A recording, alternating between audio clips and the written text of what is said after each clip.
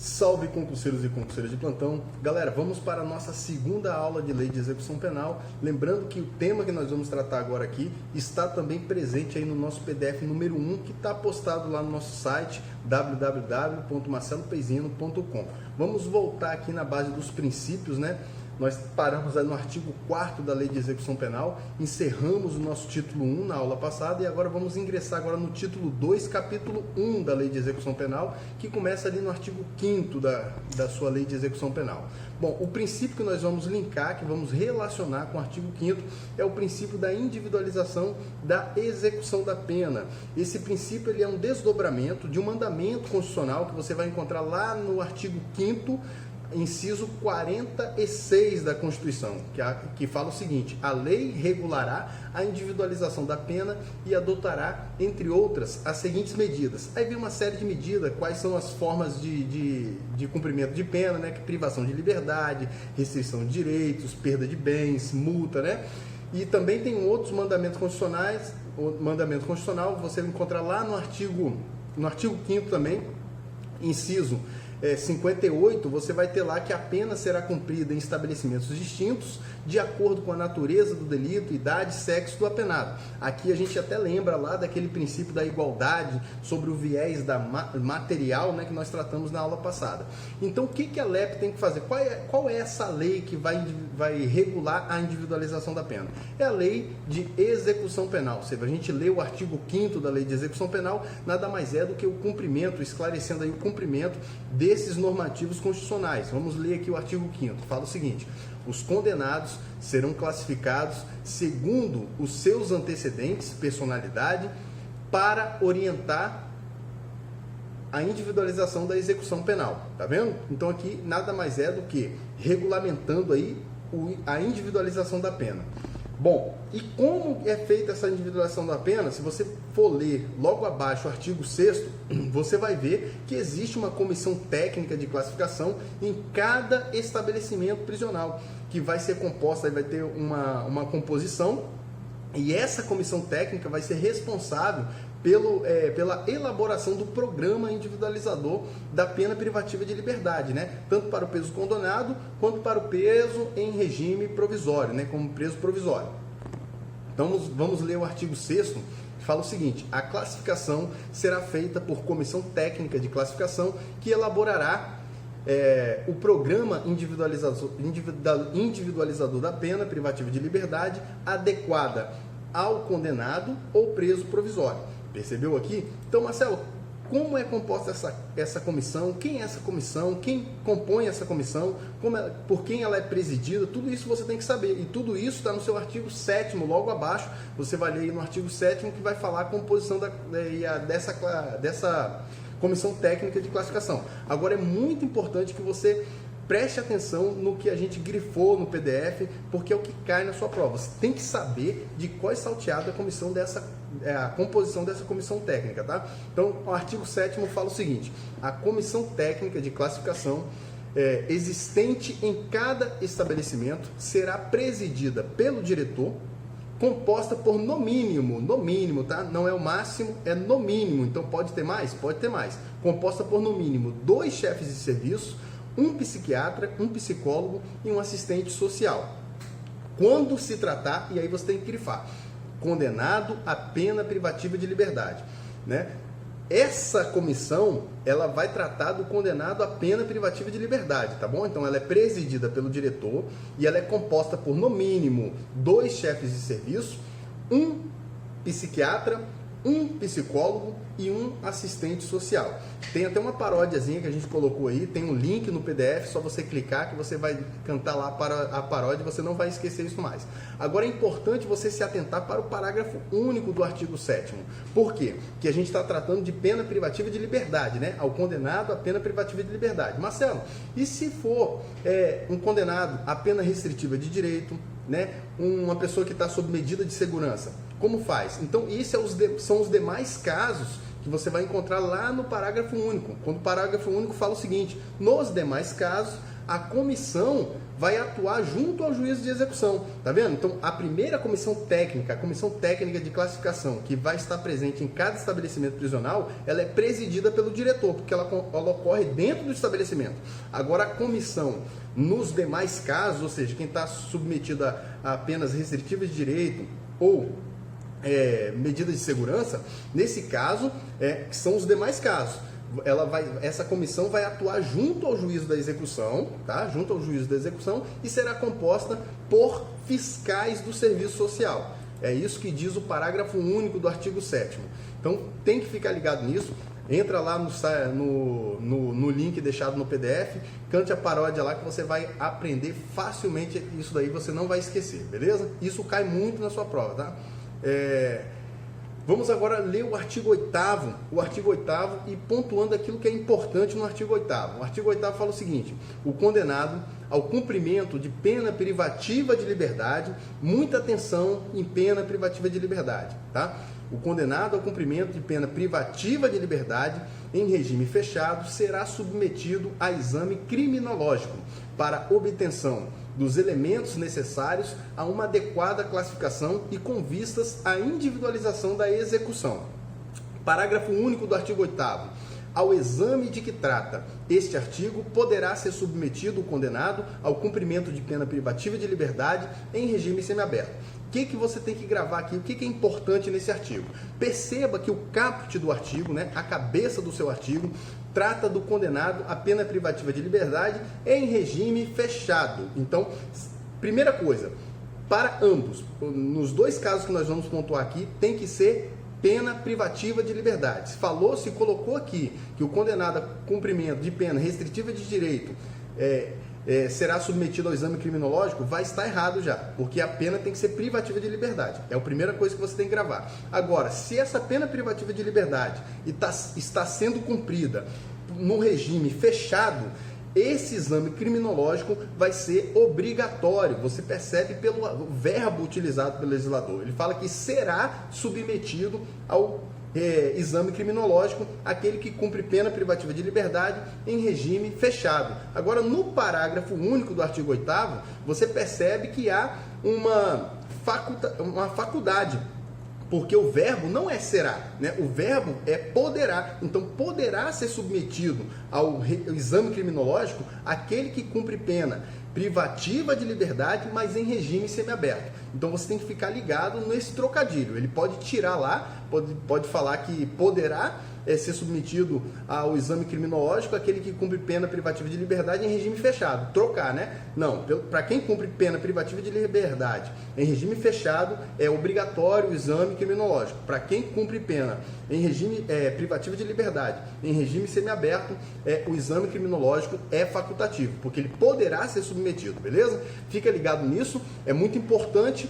E outra coisa também que você não pode confundir esse exame criminológico com o exame realizado pela Comissão Técnica de Classificação, aquele exame mais geral, né? Aquele exame lá é mais geral, né? Esse exame aqui criminológico, ele tem uma especificidade. Ele também se direciona aí à individualização da pena, né? Ele vai buscar também o cumprimento da individualização da pena, mas ele tem um fim especial, que é o quê? Um prognóstico aí de periculosidade desse agente criminoso, beleza? O artigo 9º, que você tem que ler também com atenção, que traz aí as competências, as atribuições da comissão que nós estamos falando aqui, né? A comissão, vamos ler aqui o artigo 9º. A comissão, no exame para obtenção de dados reveladores da personalidade, observando a ética profissional e tendo sempre presentes peças ou informações do processo, poderá. Então, o que ela vai poder fazer, essa comissão? Vai poder entrevistar pessoas, vai poder requisitar de repartições e estabelecimentos privados dados e informações a respeito do condenado, né? Ela vai poder realizar outras diligências e exames necessários. Aqui, o que você tem que tomar cuidado?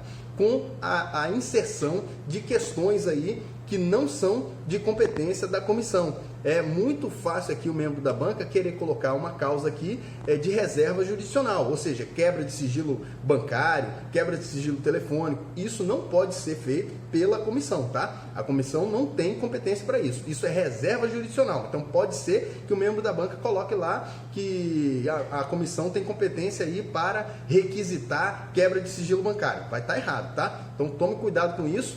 Fique atento às atribuições, tá? Marcelo, e que são essas requisições aí, requisitar a repartições privadas? Bom, ela pode aí buscar informações em algum local que o preso já trabalhou, né? Para saber ali a procedência dele naquela empresa, relacionada aí à personalidade do agente, né? Então ela pode fazer isso, pode ir em escolas, né? Uma série de situações aí. Agora, tome cuidado com a questão de reserva de jurisdição. Pode ser que o membro da banca insira aí uma atribuição que não vai ser competência, que é reservada ao juiz de direito e não a essa comissão. O artigo mais importante agora aqui, vamos diretamente para ele, vamos dar uma lida aqui no artigo 9A, que foi acrescentado, foi uma inovação trazida pela Lei 12.654 de 2012. Nossa, Marcelo, 2012 já está muito ultrapassado, não está não? Não está não, porque tem muita implicação aí jurídica a respeito desse artigo, tá? Existe inclusive pedido aí de decretação de inconstitucionalidade do artigo, então você tem que ficar muito ligado nisso daqui. Eu trouxe aqui até uma jurisprudência para você sobre esse tema. Vamos ler o artigo aqui, vamos ler aqui o artigo 9A da sua Lei de Execução Penal. Os condenados por crime praticado dolosamente, grifa, dolosamente, com violência de natureza grave contra a pessoa ou qualquer dos crimes previstos no artigo 1º da Lei 8.072, que é a Lei de Crimes Hediondos, né? Serão submetidos obrigatoriamente à identificação do perfil genético de extração de exame de DNA, né? Por técnica. Então, a extração do DNA tem que ser por técnica adequada e indolor.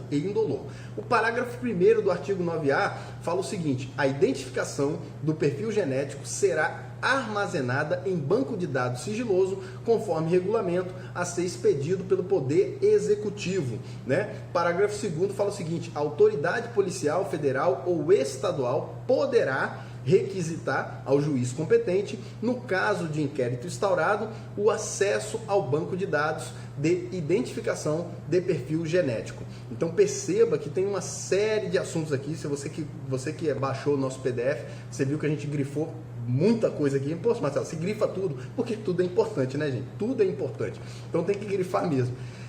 Olha só, o que você tem que ficar atento nesse artigo? Bom, existem umas coisas que eu coloquei aqui no PDF que é mais para te situar sobre a norma, né? Porque a gente sabe que a Constituição, né, essa Lei 12.654, ela trouxe alterações não só para a sua Lei de Execução Penal, ela trouxe alteração também para a Lei de Identificação Criminal, que é a Lei 12.037, salvo engano. Lei 12.037. Isso mesmo, a Lei 12.037. Essa Lei 12.037, ela, de 2009, ela cuida aí da identificação criminal. A Constituição Federal, a nossa Constituição Federal, ela traz lá que o civilmente identificado, ele não será submetido à identificação criminal, tá? A nossa Constituição, ela fala, vou pegar aqui o inciso para você, já para você situar aí, para você olhar no seu material. No artigo 5º, né, da Constituição, a gente está trabalhando sempre aí os direitos fundamentais, né? No artigo 5º, que é matéria da sua prova também. Artigo 5º, inciso 58, fala que o civilmente identificado não será submetido à identificação criminal, salvo nas hipóteses previstas em lei. E que lei é essa? A Lei 12.037 de 2009. Então essa lei, ela regulamentou aqueles casos. E quais são os casos que você está civilmente identificado? Bom, a lei, isso está lá no artigo 2º dessa Lei 12.037, né, que é com carteira de identidade, carteira de trabalho, carteira profissional, são documentos que comprovam a sua identificação civil. Se você tem um documento desse em mãos, você, em regra, não será submetido à identificação criminal. Mas existem as exceções dessa Lei 12.037, que mesmo você portando um documento de identificação civil, você vai sim ser submetido à identificação criminal. E a identificação criminal, ela é feita através de fotografias ou então datiloscópica. E a lei datiloscópica eu estou capeando, né, galera? Colhei as digitais lá. Agora, Essa lei 12.654 trouxe mais uma identificação criminal para a lei 12.037, que foi através da colheita aí do exame de DNA, né? Do DNA. Só que isso não é tema da nossa, não é o nosso objetivo, porque nos interessa aí o artigo 9A, que foi incluído na lei de execução penal, na LEP, por essa lei 12.057, né? Então, isso que nos importa. Esse artigo, Marcelo, por que você falou lá que ele é constitucional, inconstitucional? Bom, existe aí vou pegar aqui o RE, que discutiu isso, para a gente finalizar aqui o nosso estudo, tá? O RE 973837. Por quê? Muito se discute sobre a questão do seu direito de não produzir provas contra si, né? Ninguém é obrigado a produzir prova contra si mesmo, né? É o nemo tenetusse detegere lá, né? Então, com base nesse princípio, questionaram essa obrigatoriedade de o preso se submeter aí ao exame de DNA, né? Essa parte aí seria inconstitucional, né? Esse recurso extraordinário, lá no âmbito do Supremo Tribunal Federal, ele concluiu o seguinte. Coloquei o link, tá, galera? Estou só aqui resumindo. Baixa o PDF lá do nosso site que você vai ver, você vai ler lá o texto mais completo. Senão o nosso vídeo vai ficar muito grande aqui. A criação de banco de dados foi a decisão, uma decisão lá desse RE. A criação de banco de dados com material genético de apenado não viola o princípio da não autoincriminação, ou seja, o nemo tenetusse detegere, né? Vez que decorre de condenação criminal transitada em julgado. Não se cogita violação também do princípio da irretroatividade da lei penal, ainda que se trate de norma que prevê mero procedimento de identificação criminal. Essa parte de irretroatividade é uma questão de direito penal, o princípio da irretroatividade da lei penal maléfica, né? Então, se você tem hoje um crime e amanhã surge uma lei tornando esse crime mais grave, essa lei não pode retroagir para prejudicar, que ela é uma retroação maléfica. Só que aqui, fugir um pouco aqui, o que nos importa é o quê? O preso, ele pode sim ser submetido ao exame de DNA obrigatoriamente, tá? A extração do exame de DNA obrigatoriamente. A única coisa é que essa técnica tem que ser adequada e indolor, tá?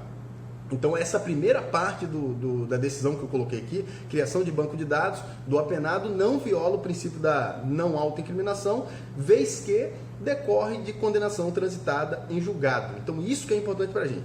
Por que entrou ali também na questão da irretroatividade da lei penal? Porque questionaram se, quando surge essa lei, a quem já estava cumprindo pena, porque tanto o exame ele vai ser aplicado, tanto quem vai ser preso ali, vai ter uma condenação transitada em julgado, quanto quem já está no sistema. Então questionaram isso, não seria se essa retroação não seria prejudicial a quem estava preso lá. Mas essa regra aqui, ela não está criando um novo crime, ela não está agravando a pena. É uma questão mais administrativa, né? Uma criação de um banco de dados. Então, nesse mesmo sentido também dispõe, eu coloquei também um outro julgado aqui, já que já é um habeas corpus, né? Um HC, lá no âmbito do STJ, né? Superior Tribunal de Justiça, HC número 69.127 do DF. Ele fala o seguinte, ó, com o advento da lei 12.654, que incluiu aí o artigo 9A na Lei de Execução Penal, né, de 28 de maio de 2012, admite-se a coleta de perfil genético como forma de identificação criminal, seja durante as investigações para apurar a autoria do delito, seja quando o réu já estiver sido condenado pela prática de determinados crimes, quais sejam os dolosos, com violência e grave contra a pessoa ou hediondos. Aqui também um outro ponto que eu não comentei lá em cima. Então, um ponto que a gente queria falar aqui, que eu acabei não falando lá em cima, é uma outra atenção que você tem que tomar, tá? Mas está tudo marcado. Quem baixou o PDF, eu vou voltar lá para você ficar atento nessa parte que a gente grifou, que fala o seguinte, né?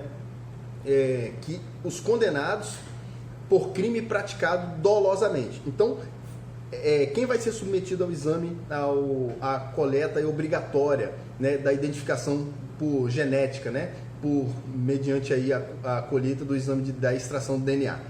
É quem pratica crime doloso. Falou em crime culposo, não se aplica o artigo 9º-A da Lei de Execução Penal. Então, é exclusivamente para quem pratica crime doloso. E não basta só ser o crime doloso, tem que ser crime doloso com violência de natureza grave contra a pessoa. Então, tem que ter violência grave contra a pessoa, tá?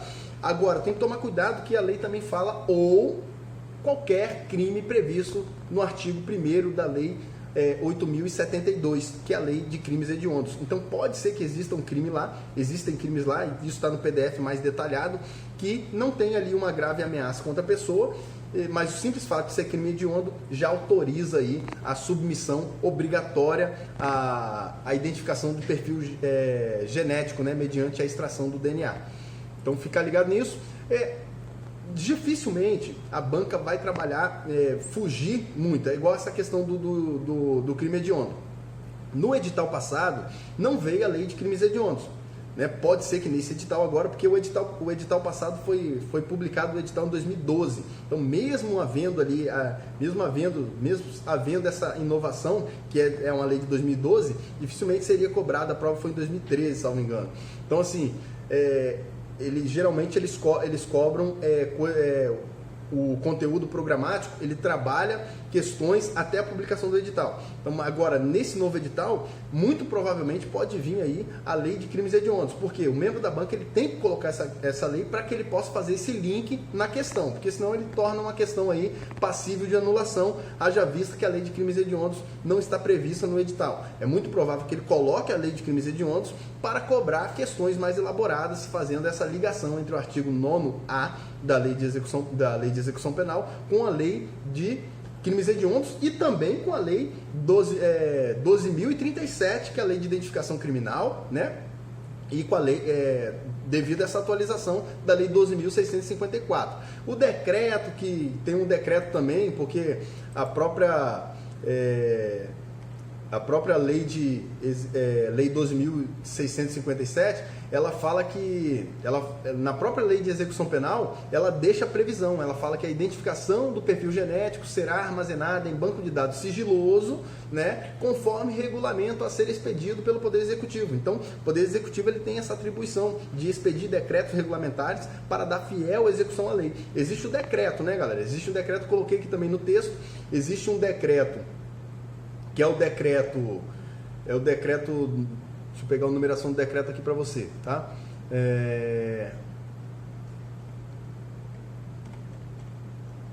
Só um minuto.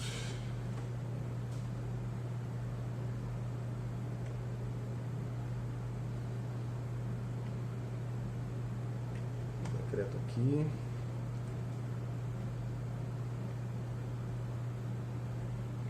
Bom, nós temos o decreto 7.950 de 2013. Esse decreto, ele institui o Banco Nacional, né, do perfil com a inclusão aí do artigo 9º-A, né? Ele institui o Banco Nacional, né? Institui esse Banco Nacional de perfis genéticos, né? De perfis genéticos. Esse decreto de 2013, ele foi alterado pelo decreto 9.817 de 2019, um decreto já atual que incluiu aí, né, incluiu o artigo 1º, parágrafo 4º, no artigo 1º, parágrafo 4º desse decreto 7.950, porque esse decreto 7.950, ele existia após a decretação aí dessa lei, com essa previsão aí da Lei 12.654, esse decreto, surgiu também o decreto 9.817, e esse decreto 9.817 que incluiu no decreto 9.050, né, um parágrafo 4º lá no artigo 1º, parágrafo 4º, que fala o seguinte: o Banco Nacional de Perfis Genéticos será instituído no âmbito da perícia oficial do Ministério da Justiça e de Segurança Pública, né? E será administrado. Então, esse banco de perfil genético ele vai ser administrado por um perito criminal federal habilitado com experiência comprovada em genética, né? Designado pelo ministro... Galera, tá caindo aqui.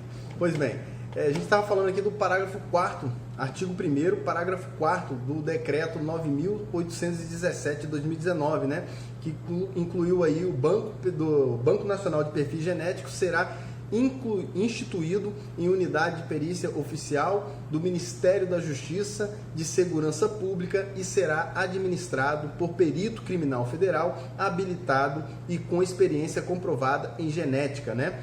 Designado aí pelo ministro de Estado de Justiça e Segurança Pública, né? Nosso aí ministro Sérgio Moro, né, galera? Então, aqui não interessa você saber sobre esses decretos, tá?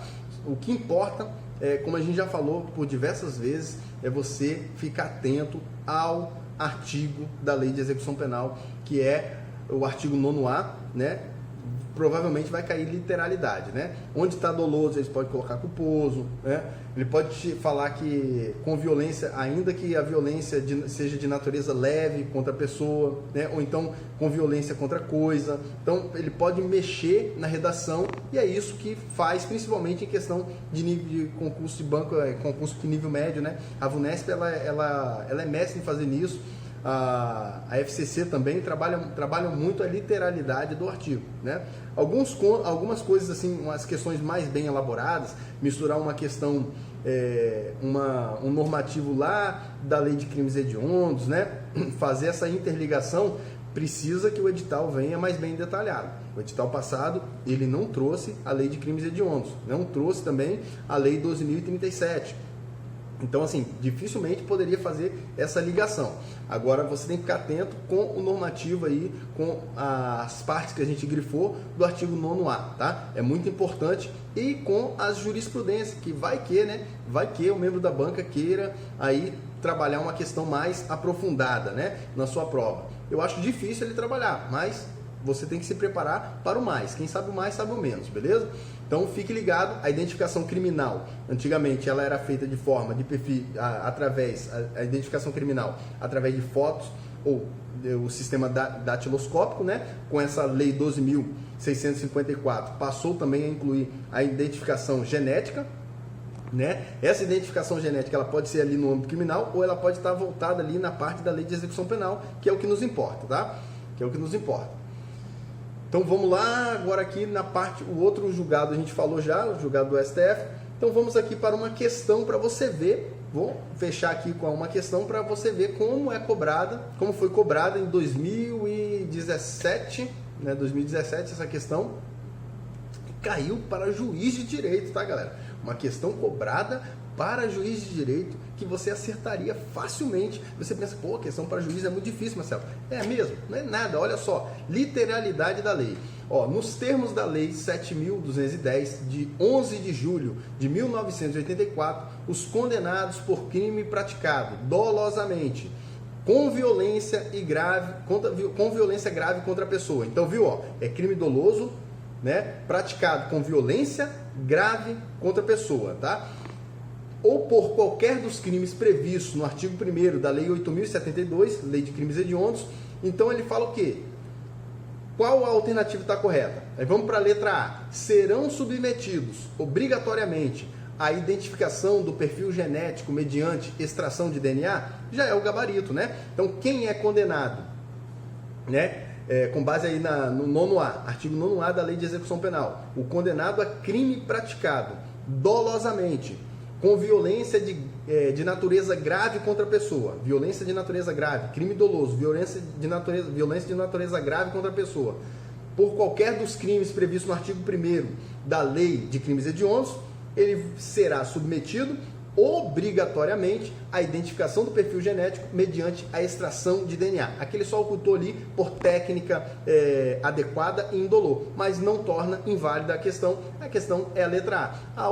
A letra B fala o seguinte: somente poderão ter identificação de perfil genético verificada pelo juiz do processo, vedado o acesso à autoridade de policiais, mesmo mediante requerimento. Tá errado, né? O parágrafo 1º lá a gente viu, vamos voltar lá no parágrafo 1º, né?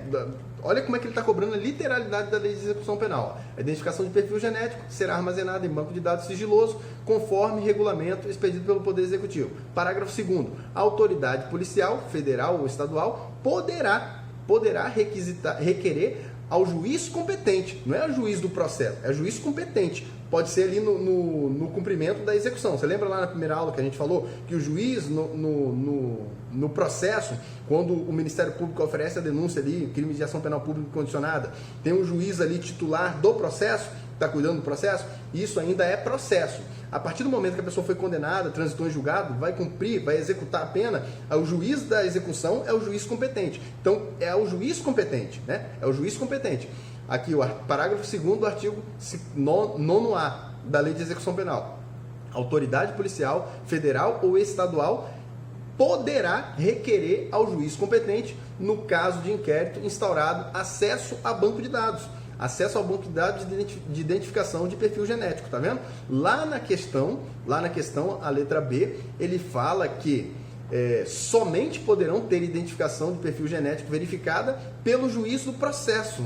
Tá errado, é o juiz competente. E vedado o acesso às autoridades policiais, também tá errado, porque é sim dado o acesso, desde que ele faça esse pedido ao juízo competente. Então a letra C fala o seguinte: não terão a identificação de perfil genético do banco de dados sigiloso, mas de livre acesso. Tá tudo errado aqui. Não terão a identificação de perfil genético, já está errado. Fala que é livre acesso das autoridades, independentemente de requerimento, já contrariou todinho aí o parágrafo 2º do artigo 9A, né? Errado. A letra D fala o seguinte: não terão extraído o DNA, já está errado também, terão sim, né? Se submetido à justiça militar. Não, você lembra lá da aula passada que a gente falou que os condenados pela justiça eleitoral e militar, desde que estejam em cumprimento ali de pena em estabelecimento de competência ordinária, eles vão ser submetidos também à lei de execução penal? Então, não tem nada a ver aqui excluir condenados submetidos à justiça militar. Está errado também. Aí fala que a letra E também fala não poderão ser submetidos à identificação, também errado. Só pelo não poderão ser submetidos, você excluir a C, a D e a E. Uma questão muito, muito fraca, né, galera? Muito mal elaborada. A letra E fala não poderão ser submetidos à identificação criminal, já vimos que poderão sim, na realidade deverão, é obrigatório, mediante a extração de DNA por falta de permissivo legal. Falta de permissivo legal? Não. Temos o artigo 9A da Lei de Execução Penal. Beleza, galera? Ficamos por aqui. Até a próxima. Força nos estudos. Tamo junto.